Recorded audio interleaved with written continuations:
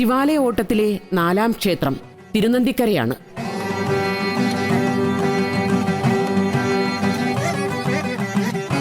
കേരളീയ വാസ്തുവിദ്യ പ്രകാരം നിർമ്മിക്കപ്പെട്ട ക്ഷേത്രമാണിത്. ആദ്യ ശിവാലയ ഓട്ടക്കാർ ഈ ക്ഷേത്രത്തിൽ പ്രവേശിക്കുമ്പോഴാണ് ഇവിടെ ഉത്സവത്തിന് കൊടിയേറുന്നത്. ശംഭോ ശിവ ശംഭോ സ്വയംഭോ. ഈ ക്ഷേത്രത്തിന് സമീപം ഒരു ഗുഹാക്ഷേത്രവും അതിലൊരു ശിവലിംഗ പ്രതിഷ്ഠയുമുണ്ട്. ഈ ഗുഹാക്ഷേത്രം നിർമ്മിച്ചത് രാജരാജ ചോളൻ ആണെന്ന് വിശ്വസിക്കപ്പെടുന്നു. ശംഭോ ശിവ ശംഭോ സ്വയംഭോ. മലയാള ഭാഷയ്ക്ക് ശ്രേഷ്ഠ ഭാഷാ പദവി നേടുന്നതിന് സഹായിച്ച തിരുനന്ദിക്കര ശാസനം ഇവിടത്തെ പാറയിൽ കൊത്തിവച്ചിട്ടുണ്ട്.